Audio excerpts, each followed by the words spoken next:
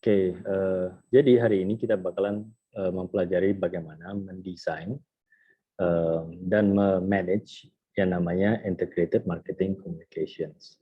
Jadi ini adalah suatu hal yang bakalan sangat penting bagi seorang marketer untuk mengetahui apa sih yang bakalan dilakukan dalam hal mengkomunikasikan program-program marketingnya dan produk dan barang jasa suatu bisnis atau suatu perusahaan. Nah, learning objektif kita pada sore hari ini adalah yang pertama memahami peran dari komunikasi pemasaran itu sendiri. Yang kedua, memahami marketing communication mix. Jadi ada layaknya seperti marketing mix, tapi ini lebih detail lagi mengenai marketing communication mix. Nomor tiga, memahami bagaimana komunikasi pemasaran dapat bekerja, memahami dan mengetahui langkah-langkah dalam membuat komunikasi pemasaran yang efektif, memahami bagaimana communication mix itu direncanakan dan sampai dievaluasi, dan memahami program-program atau bagaimana membuat program komunikasi pemasaran terpadu.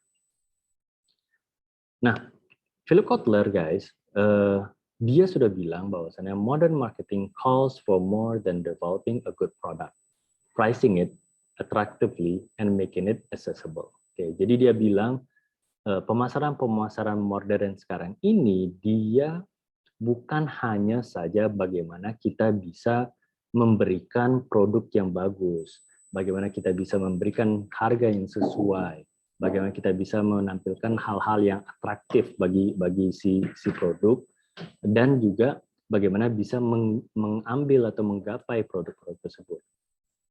Companies must also communicate with present and potential stakeholders and the general public. Jadi perusahaan-perusahaan dia harus bisa berhasil mengkomunikasikan kepada komunikasi semua ya, maksudnya dari produk, barang dan jasa, benefitnya, manfaatnya, fitur-fiturnya, harga dan sebagainya kepada calon-calon potensial stakeholders dan juga halayak umum atau masyarakat. Gitu. Jadi untuk sebagian besar marketer, pertanyaannya adalah bukan hanya saja what to say atau apa yang harus dikatakan, oke? Tapi lebih banyak daripada itu, dia harus sampai kepada hal bagaimana mengatakannya, kapan mengatakannya, secara spesifik kepada siapa dan berapa sering harus kita katakan informasi tersebut agar produk, merek, brand, iklan, dan sebagainya itu lengket nih ke dalam memori atau ingatan si pelanggan gitu. Karena kita sebagai konsumer, kalau misalnya kita bicara kitanya nih sekarang, saya, diri kalian, sebagai seorang konsumen, sebagai seorang pelanggan gitu kan, kita kalau menurut data kita terekspos kira-kira 3.000 sampai 5.000 kali iklan dalam sehari. Gitu. Apakah itu disadari atau tidak, itu luar biasa banyak. Dalam arti kata, berarti kan persaingan begitu banyak. Banyak sekali iklan-iklan yang masuk kepada kita. Banyak sekali brand-brand yang kita lihat secara sadar atau tidak di dalam lingkungan-lingkungan kita, sehingga mana sih sebenarnya yang masuk ke bara memori kita dan terekspos dan meng-create awareness kita itu menyadari brand itu ada atau tidak. Jadi itulah tantangannya si marketer, ya kan? Kita sadari kita sebagai konsumen itu memegang HP kemana-mana. Terkadang kita menonton TV, terkadang kita mendengar radio, membuka laptop dan sebagainya. Atau pas saat kita jalan melihat ada billboard, misalnya, itu kan sudah terekspos terhadap pesan-pesan komunikasi daripada pemasaran yang dilakukan oleh si perusahaan-perusahaan. Nah, kayak mana caranya kita memilih mana pesan yang tepat bagi kita sehingga kita mau beli produk atau jasa yang ditawarkan oleh si produsen. Nah, itu kan tantangannya si marketer. Itulah tugasnya si marketer untuk menyampaikan informasi dengan cara yang tepat untuk si konsumen-konsumen itu. Nah, done right, marketing communications can have a huge payoff. Jadi Jika dilakukan dengan benar, komunikasi pemasaran itu bakalan bermanfaat besar sekali bagi si perusahaan. Nggak perlu lagi seperti Phil Kotler selalu bilang kan, bahwasanya kalau misalnya kita lakukan marketing dengan tepat, nggak perlu kita lakukan aktivitas penjualan. Nggak perlu kita memohon-mohon, atau bukan mohon dalam tanda kutip ya maksudnya, kita mendiskon atau memberikan promosi besar-besaran hanya agar mengattract orang.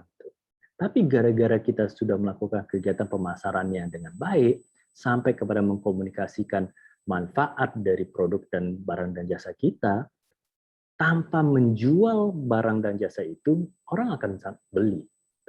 Dan saya rasa itu sudah pernah kejadian dengan kalian sendiri. Nah, untuk itu kita perlu memahami peran daripada marketing communications. Apa saja sih peran-peran mereka? Kenapa ini bakalan menjadi suatu hal yang sangat penting? Dalam arti tentu, marketing communications itu bakalan mewakili yang namanya suara atau jiwa daripada si perusahaan dan mereknya itu sendiri, brandnya itu sendiri. Mereka adalah sarana di mana perusahaan dapat membangun dialog atau hubungan dengan si konsumen kita. Makanya disebut komunikasi.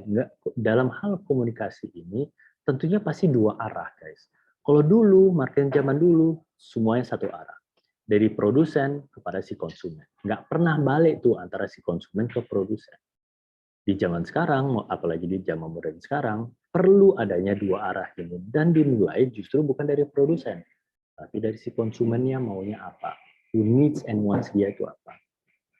Jadi, marketing communications are the means by which a firm, sebuah perusahaan, attempt to inform, persuade, and remind consumers, mau itu directly atau indirectly, mengenai produk, barang, atau jasa, atau merek yang mereka jual. Jadi dia untuk menginformasikan, kenapa? Oke. Oke, bagaimana kita bisa mengkomunikasikan, bagaimana kita bisa mengajak, mempersuade, atau mengingatkan konsumen mengenai apa yang kita punyai, ya kan? Atau yang kita jual, baik itu produk atau brand, barang atau jasa itu. Mau itu directly atau indirectly, mau itu secara langsung atau secara tidak langsung. Oke. Nah, untuk itu, komunikasi pemasaran juga bekerja dengan menunjukkan kepada konsumen bagaimana dan mengapa suatu produk itu digunakan. Oke. Benefit dan fitur-fiturnya itu dijelaskan di situ. Oke. Oleh siapa digunakan produk-produk tersebut, di mana dia bisa menggunakan produk-produk tersebut, dan kapan dia bisa menggunakan produk-produk tersebut. Untuk itu juga, tentunya kan konsumen perlu dia mengetahui bagaimana cara memakainya. Oke, mempelajari siapa yang membuat dan apa sih yang termotivasi kenapa sih perusahaan membuat hal itu. Mengkomunikasi hal-hal yang tepat itu akan pada akhirnya itu membuat hati si konsumen itu tertanam kepada brand kita. Di saat sesuai needs and wants-nya, di saat pesan yang kita berikan kepada si konsumen itu sesuai dengan keinginan atau kebutuhan si konsumen, itu akan melekat terus tuh ya namanya merek tersebut. Itu akan melekat terus tuh ke produk tersebut. Pernah nggak kalian rasakan ada suatu barang atau suatu services yang kalian tidak bisa lupakan hanya gara-gara yang mereka tampilkan atau yang mereka komunikasikan, bicarakan itu mengena ke hati kalian. Oh iya, aku merasakan hal yang sama. Nah itu sih gunanya komunikasi pemasaran. Jadi dari ribuan merek yang sudah ada, bisa kita mendiferensiasikan merek satu dengan merek yang lainnya. So, untuk itu juga, si pemasar harus mengetahui perubahan-perubahan yang terjadi di dalam lingkungan pemasaran sekarang ini. Lingkungan dunia pun, kalau kita bilang sekarang. Karena sekarang ini sudah zamannya globalisasi. Zamannya di mana kita itu barriers-nya atau penghalang-penghalangnya itu sudah sangat kecil atau sangat rendah. Oke. Jarang sekali kita bisa melihat ada batasan-batasan yang nyata di depan mata kita, karena banyak sekali cara kita bisa melewati batasan-batasan tersebut. Salah satu faktornya ya teknologi. Teknologi menjadi salah satu faktor di mana barriers tertentu yang dulunya ada, ya kan, misalnya nih, bagaimana kita bisa menyampaikan informasi barang kita yang ada di Medan kepada orang-orang atau konsumen yang ada di Jakarta atau di Kalimantan atau justru ke luar negeri seperti Malaysia, Singapura dan sebagainya. Dulu ada batasan itu. Dulu kita nggak tahu bagaimana cara membuatnya itu supaya efektif dan tidak terlalu mahal. Tapi gara-gara internet, gara-gara teknologi yang sudah ada, barriers itu semakin kecil, semakin rendah, sehingga kita bisa melewati dengan sangat gampang. Tapi itu juga selalu mempunyai challenges-nya. Walaupun kemudahan yang terjadi oleh teknologi, terdapat juga kesusahan-kesusahannya. Kan? Nah, mungkin juga semua orang yang tiba-tiba melek teknologi bisa menggunakan teknologi segampang mungkin. Contohnya, orang tua kita misalnya. Nggak secepat kita di saat kita menyerap bagaimana menggunakan sebuah teknologi.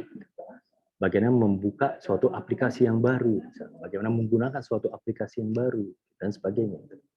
Karena seperti yang tadi saya bilang, kenapa teknologi ini penting, karena kita saja antara 3.000 sampai 5.000 kali kita terekspos sebuah iklan dari berbagai produk merek tertentu. Luar biasa banyak, itu tanpa kita sadari. Kita sadari dan tanpa kita sadari, kita terekspos kira-kira 3.000 sampai 5.000 pesan iklan per harinya. Itu luar biasa banyak sekali, guys. Oke. Mulai dari iklan yang tidak bergerak sampai yang bergerak, video dan sebagainya, tulisan-tulisan, ya kan, mau itu di handphone, mau itu di laptop, mau itu di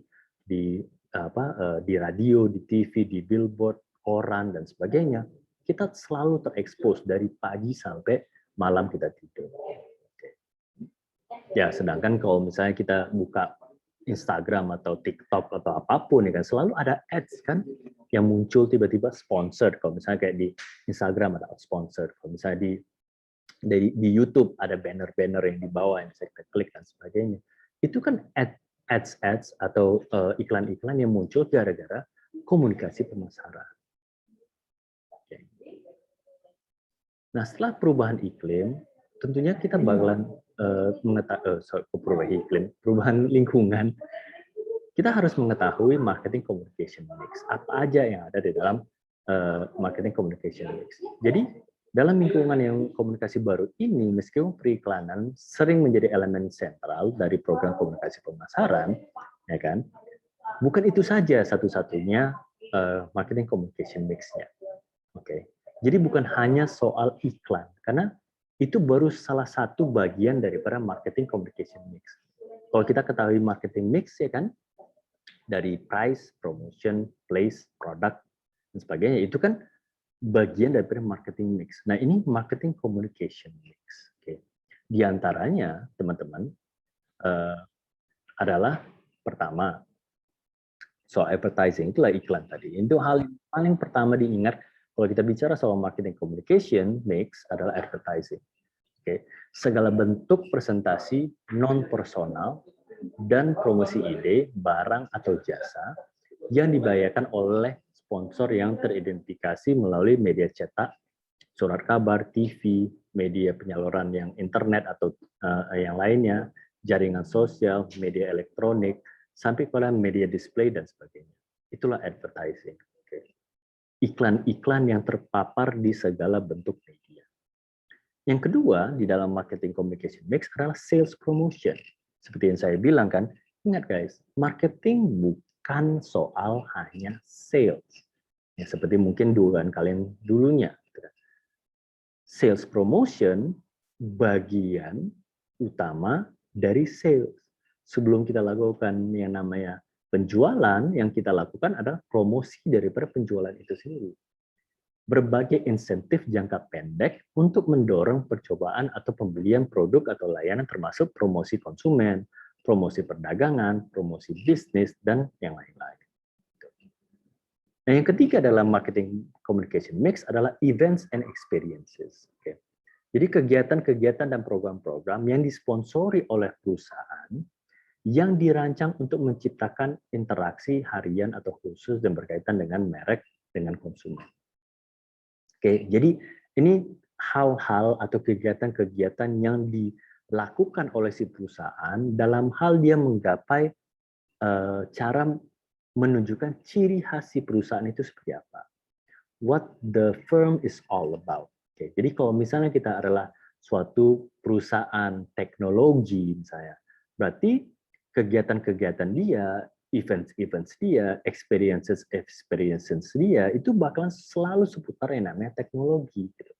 Nggak bakalan dia sesuatu yang sangat tradisional yang dipaparkan. Suatu hal yang selalu berkaitan sama itu.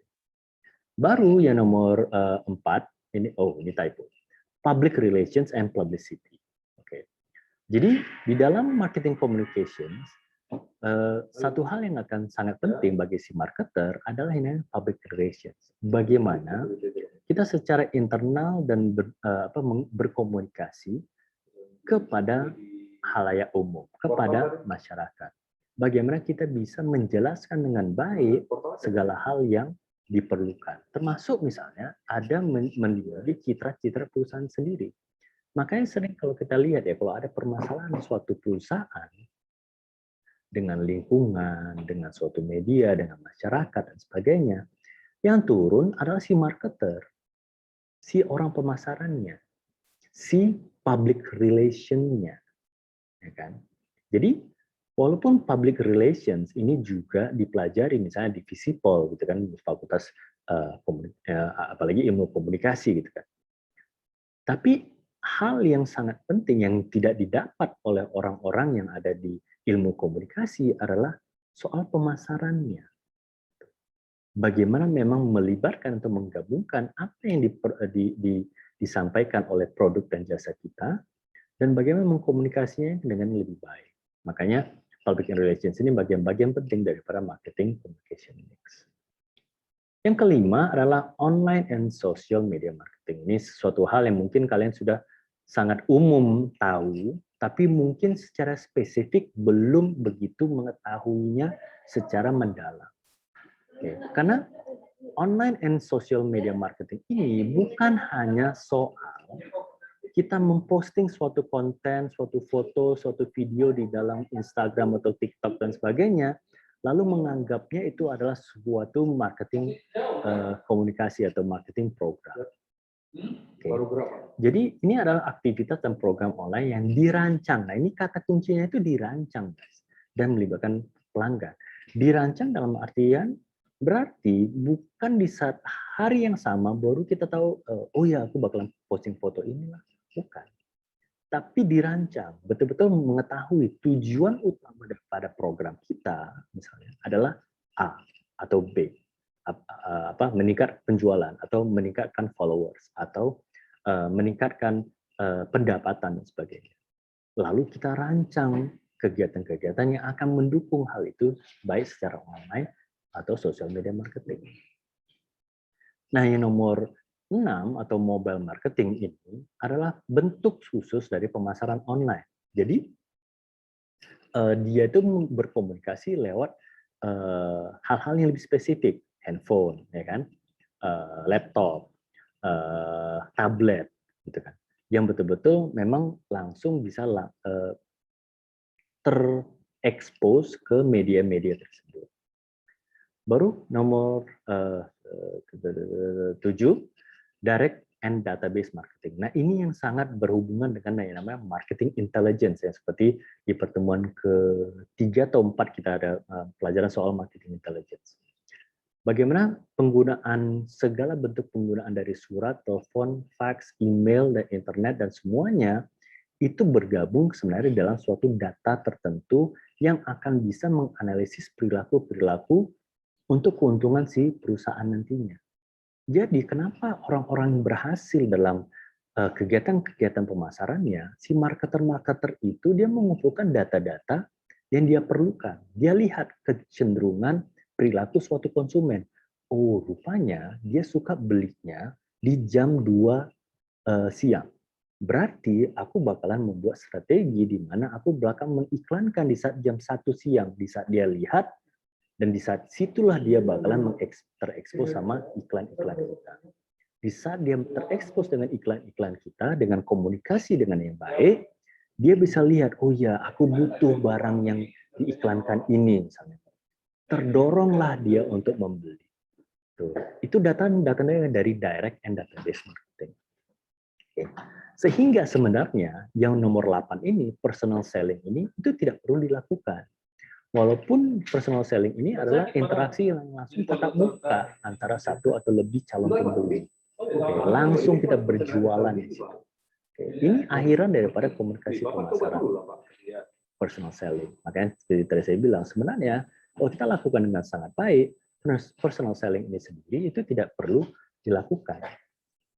Nah, bagaimana sih sebenarnya sebuah komunikasi pemasaran itu bekerja? So, how do marketing communications work? Marketing communications activities in every media contribute to brand equity and drive sales. Jadi sebenarnya marketing communication, kegiatan-kegiatannya jika dilakukan dengan baik, itu akan mendorong kepada yang namanya peningkatan ekuitas merek kita. Oke. Makin terkenal nama kita, brand kita itu makin dikenal dari setiap pasar yang ada. Dari pasar yang pertama kita tuju kepada pasar tujuan-tujuan yang lainnya. Okay. Brand awareness yang terjadi itu langsung bisa didapati oleh si konsumen. Langsung menciptakan ya brand image, ya kan? Langsung terotak orang atau si konsumen, misalnya kayak McDonald ya kan dengan lambang M itu, langsung brand image M itu orang tahu bahwasanya itu McDonald. Langsung ke memorinya si konsumen. Sehingga itu bakalan mempengaruhi yang namanya brand judgment atau menjudge brand itu seperti apa, positif atau negatif. Akan masuk pada yang namanya perasaan emosional di situ, feelingsnya. Yang tujuan utamanya adalah untuk consumer loyalty atau loyalitas konsumen itu sendiri. Nampak langsung posisi brand kita di benaknya konsumen itu di mana? Arti dia bagi konsumen itu apa? Nah, itu yang penting kerjaan daripada seorang marketer. Nah, how it works itu ada 3. Pertama, memang menerapkan program komunikasinya dan mengalokasikannya pendanaannya dengan efisien dan baik kepada konsumennya. Oke, dari situ baru kita bisa menilai sebenarnya komunikasi pemasaran itu tepat atau tidak kepada si konsumen. Dan dalam hal membangun ekuitas merek, kita harus melihat pemasar harus netral di sini. Mengevaluasi segala komunikasi tentang efektivitas dan efisiensi kegiatan yang kita lakukan. Lalu di dalam pemasaran komunikasi ini ada yang namanya model-modelnya. Model-modelnya umumnya terbagi 2, makro model sama mikro model. Oke. Dan makro model ini adalah mewakili pihak-pihak utama. Jadi itu antara si pengirim dan si penerima. Baru juga dari orang-orang yang utama atau pihak yang utama itu terdapat pesan dari media. Baru dari situ kita bisa lihat fungsi-fungsi komunikasi utamanya, dari encoding, dari decoding, respon sampai kepada feedback. Nah itu bakalan ada di dalam makro model. Nah mikro model adalah komunikasi pemasaran yang berkonsentrasi terhadap tanggapan khusus konsumen terhadap komunikasi itu sendiri. Oke. Jadi kita bisa lihat dari model ini. Makro model itu seperti ini, guys. Oke. Jadi yang utama adalah pertama si sender dengan si receiver. Itulah hal utama. Siapa yang men-send pesan itu dan siapa yang sebenarnya menerima. Nah, di dalam proses komunikasi ini terdapatlah yang namanya encoding. Oke. Encoding itu terjadi adalah apa sih sebenarnya pesan yang akan kita sampaikan sehingga itu bisa di-decode atau bisa diterima oleh si receiver atau si pelanggan-pelanggan kita. Harapannya adalah si receiver ini atau si pelanggan itu memberikan suatu respon. Baik responnya itu membeli suatu barang atau jasa atau memberikan feedback kepada mereka. Nah, di antaranya itu selalu ada yang namanya noise atau keributan atau suatu gangguan gitu ya. Apakah gangguan dari kompetitor, apakah gangguan dari teman dia, teman si pelanggan, misalnya jangan beli itu dan sebagainya, itu selalu terjadi. Nah, bagaimana komunikasi yang kita lakukan itu istilah menghindari noise itu sehingga respon yang kita harapkan adalah si pelanggan membeli barang atau jasa yang kita sampaikan kepada dia. Nah, model yang kedua, teman-teman, adalah micro model. Micro model ini lebih dalam lagi, lebih detail lagi di dalam respons hierarki model. Nah, di sini kalau kita lihat dari source-nya dari E.K. Strong di Psychology of Selling sendiri, ada 3 stages di dalam hal memperkenalkan brand kita atau produk kita. Dan ada 4 model yang selalu digunakan. Saat kita memperkenalkan suatu barang atau produk, terdapat cognitive stage, affective stage, sampai kepada behavioral stage. Nah, di cognitive stage adalah bagaimana kita bisa memperkenalkan barang-barang kita secara misalnya visual, pendengaran, ya kan, didengar oleh si pelanggan, dibaca oleh si pelanggan, dirasakan oleh si pelanggan, atau dihirup atau dicicipi oleh si pelanggan, yang merangsang secara kognitif dia. Oke. Intinya adalah agar dia bisa masuk pada stage berikutnya. Oke, tingkat berikutnya yaitu affective stage. Di sini sudah memakai yang namanya emosional. Oke, di mana yang kita inginkan adalah memikat atau menginterest orang untuk barang atau jasa kita itu sendiri. Harapannya adalah supaya dia desire apa yang kita punyai. Dia menginginkan produk yang kita tawarkan. Dan pada akhirnya adalah di behavior stage, di mana yang kita dorong adalah dia melakukan action. Nah, makanya AIDA model ini adalah sesuatu yang bakalan selalu kalian dengar di dalam proses pemasaran nantinya, guys. Kalau misalnya kalian menjadi seorang pemasar. Attention, interest, desire, action itu masuk dalam modelnya AIDA. Namun sekarang ini banyak orang memakai yang namanya hierarchy of effects model. Oke, betul-betul terdapat hal lain yang bakalan sangat ditanggapi oleh si pelaku atau si pelanggan kita. Setelah awareness yang kita lakukan, terdapatlah yang namanya knowledge atau apa yang diberitakan oleh si produk. Ya kan? Pengetahuan atau product knowledge itu akan sangat penting agar memenuhi apa yang diharapkan atau di-liking oleh si pelanggan. Itu akan memunculkan preference dan conviction atau keyakinan bahwasannya ini bisa dibeli. Dan sama, dia tetap pada stages yang 3 tadi, kognitif, afektif, dan behavioral stage. Nah, ini juga bisa lebih lengkapnya kalian bisa baca nanti di sini saya sudah menjelaskannya masing-masing di hierarchy of effects model. Ini sangat banyak orang memakai modelnya di dalam pemasaran sekarang ini. Nah, untuk meningkatkan peluang keberhasilan kampanye komunikasi, pemasar harus berusaha meningkatkan kemungkinan terjadinya setiap langkah. Jadi harus tahu nih langkah-langkahnya apa saja. Oke. Mulai dari melihat the right customer, expose the right message, dalam arti kata, si pelanggan yang tepat itu harus terekspos kepada pesan yang tepat, okay, kepada tempat yang tepat, dan kepada waktu yang tepat. Okay. Jadi hal itu harus sinergi, guys. Karena the ad causes the consumer to pay attention. Jadi seharusnya iklan-iklan kita itu harus langsung memikat atau langsung membuat atensi si pelanggan itu tercipta ke dia. Okay. Properly reflects the customer level of understanding dan kebutuhan juga, kan? Jadi langsung menangkap kebutuhan dan keinginan daripada si pelanggan. Okay. Langsung memposisikan brandnya itu di benaknya si pelanggan. Okay. Memunculkan points of parity ya kan? Kita sudah ingat atau pelajari points of priority di beberapa pertemuan sebelumnya.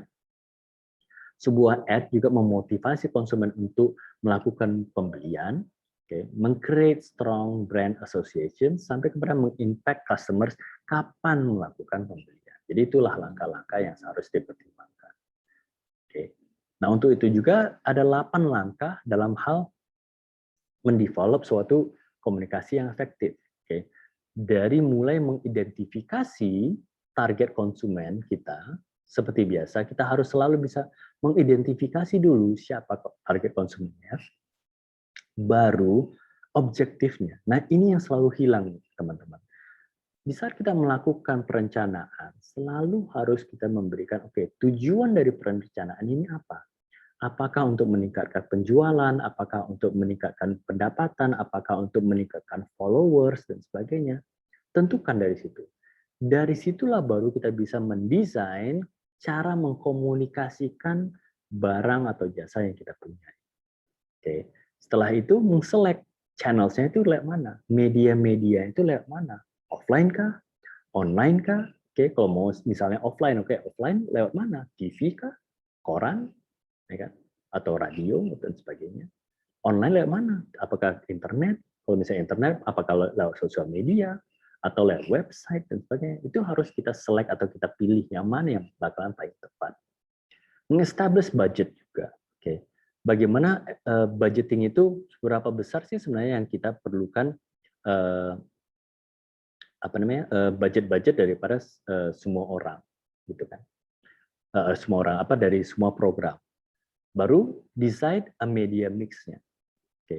Media-media yang bakal kita lakukan atau yang kita perlukan itu mana-mana saja. Sampai kepada ini tadi, yang nomor terakhir adalah measure results-nya. Bagaimana kita bisa mengukur kegiatan-kegiatan yang kita lakukan. Dan dari situlah kita bisa mengintegrasikan segala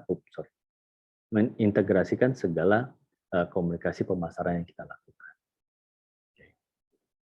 Nah, ini tadi mengidentifikasi target audience, objectives, lalu ya ini tadi ya, the most effective communications can achieve multiple objectives. Jadi komunikasi pemasarannya efektif juga akan bisa mewujudkan beberapa objektif. Jadi bukan hanya satu tujuan saja yang bisa dilakukan, tapi bisa berbagai tujuan, guys, dengan waktu yang sama.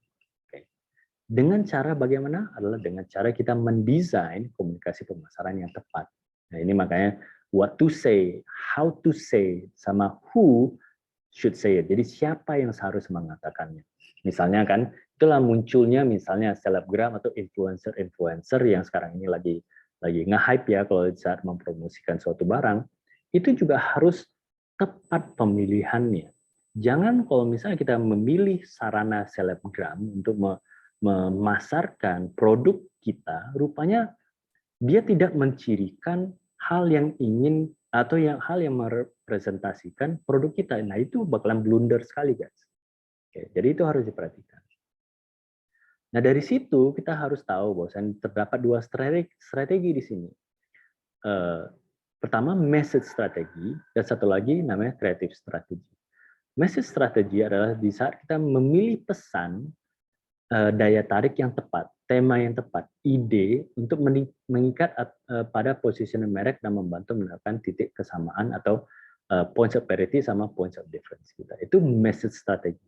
Betul-betul berfokus kepada pesan apa sih yang ingin kita sampaikan kepada si konsumen. Strategi kedua, seperti tadi saya bilang, ada creative strategi. Adalah secara strategi kreatif yang mana yang bisa kita tampilkan dalam hal menggapai atau media mana yang bisa menggapai si konsumen kita. Banyak caranya, apakah melalui video, apakah melalui acara, apakah melalui iklan, jingle, dan sebagainya. Itu ditentukan oleh si pemasar. Lalu message source. Dari mana sources-nya ini sendiri? Nah, sources itu sendiri harus teridentifikasi 3 hal. Expertise, trustworthiness, sama likability. Jadi pesan-pesan kita itu harus bersumber dari orang-orang yang memang ahli dalam hal kegiatan yang kita sampaikan atau produk yang kita sampaikan.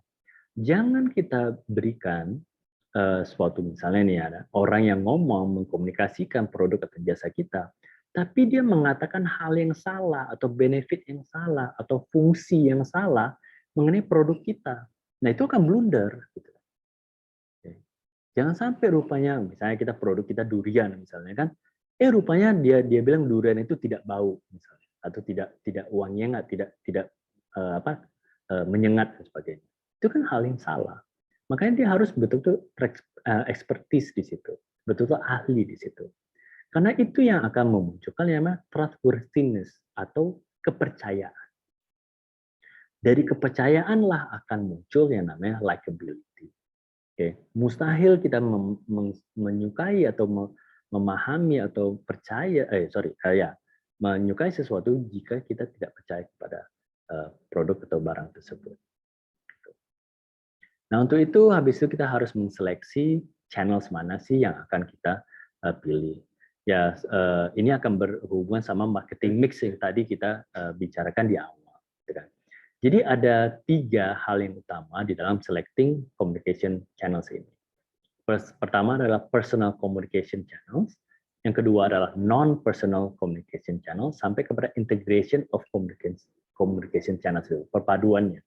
Nah, personal communication channels itu istilahnya kayak customized channels yang bisa kita lakukan. Dia betul-betul antara 2 orang atau lebih, tapi tidak terlalu banyak, yang secara tatap muka bisa mempengaruhi atau memberikan pengetahuan mengenai produk atau jasa yang kita inginkan. Oke. Yang kedua adalah non-personal atau lebih daripada kira-kira 5 atau sampai puluhan atau ratusan orang. Makanya dibilang juga mass communication channels gitu. Nah, yang ketiga adalah integration dari para communication channels. Bisa kita bisa memilih atau menggabungkan antara personal channels kepada dan juga non-personal channels. Nah, itulah kegiatan bagaimana kita menseleksi communication channels itu sendiri. Oke. Ya tentunya supaya establish total marketing communication, tentunya kita harus melihat budgetingnya itu seperti apa. Nah, ada beberapa cara soal budgeting ini. Pertama, metode affordable, affordable method, di mana kita memang menyusun perencanaan kita itu berdasarkan kemampuan kita sendiri. Biasanya ini terdapat keterbatasan tertentu karena berhubungan dengan kita sanggupnya seberapa mungkin. Atau ada juga yang melakukan percentage of sales. Berapa perusahaan mendapatkan pengeluaran komunikasi pada persentase tertentu dari penjualan saat ini, atau yang akan antisipasi. Jadi misalnya bulan lalu dia berhasil melakukan 1.000 penjualan. Berarti dia akan menaruh berapa persentase dari 1.000 penjualan itu untuk ke dalam budgeting marketing communications. Atau melakukan competitive parity. Ada yang menetapkan anggaran berdasarkan dia tahu bahwasanya pangsa pasar dia itu berbeda dengan si pesaing. Dia bisa jor-joran di sini karena dia tahu aku berbeda dengan orang-orang lainnya, pesaing-pesaing aku lainnya. Atau dia lakukan objective and task. Oke. Mengembangkan anggaran komunikasi dengan mendefinisikan dulu tujuannya, mengidentifikasi tugas-tugasnya yang harus dicapai dan dikerjakan supaya dia bisa memperkirakan biaya pelaksanaan. Nah, biasanya yang dilakukan oleh orang adalah yang terakhir ini, objective and task method ini sendiri. Oke. Nah, ini juga di dalam communication mix tadi sudah kita bicarakan guys di awal, ada advertising, sales promotion, ya kan? Events and expertise, public relations and publicity, online and social media marketing, mobile marketing, direct and database marketing, sampai kepada personal selling. Oke. Intinya kalau misalnya kita bicara soal marketing communication, ada 3 hal yang paling penting. Pertama yang harus kita tentukan adalah type of product market kita. Oke, kita harus tahu pasar yang kita tuju itu siapa. Oke, sesuai nggak produk yang kita berikan kepada si pasar itu? Dibutuhkan nggak produk yang kita tawarkan ini? Itu harus kita pertimbangkan. Yang kedua, nah ini yang sering sekali menjadi kegagalan orang juga adalah di saat benar tidak buyers itu sudah ready atau sudah siap kepada produk yang kita tawarkan.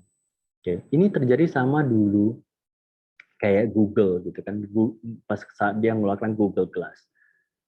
Masyarakat belum siap dengan teknologi Google Glass itu yang super canggih, ya kan? Di saat kacamata itu ibaratnya seperti handphone. Kalau kalian tahu film Iron Man atau Avengers atau Spider-Man yang kemarin yang Far From Home, ya kan ada kacamata yang diberikan sama si Peter Parker, ya kan, si siapa? Edith, kalau salah. Itu kan kacamata yang super canggih, yang di dalamnya itu seperti komputer. Nah, Google Glass itu versi KW-nya si Edit itu.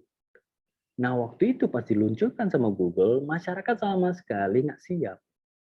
Belum lagi nggak siap soal biayanya berapa, dan belum siap juga soal teknologinya. Bayangkan kalau misalnya iPhone 12 Pro Max itu keluar pas zamannya kalian itu SD. Ya kan? Mana ada orang yang bakalan sanggup, ngapain beli handphone lebih dari 15-20 juta, kan kayak gitu. Karena tidak ready. Nah, yang ketiga adalah mempertimbangkan siklus product life cycle itu sendiri. Oke, kapan produk itu masa-masa jayanya itu di mana? Dan kapan kira-kira nanti setelah masa jaya itu mengalami penurunan, sehingga kita bisa mempertimbangkan atau memberikan yang namanya kapan kita harus berinovasi dan sebagainya. Oke, nah, situlah yang harus dipertimbangkan di dalam marketing communication mix. Gitu. Jadi itu saja guys yang bakalan saya presentasikan mengenai marketing communications, karena memang saya nggak bisa terlalu lama guys untuk yang kesempatan kali ini. Kira-kira itu saja pertemuan kita pada sore hari ini. Semoga ada manfaat yang bisa saya berikan kepada kalian. Sampai jumpa di minggu depan. Terima kasih. Selamat sore guys. Stay safe. Assalamualaikum warahmatullahi wabarakatuh. Waalaikumsalam warahmatullahi wabarakatuh.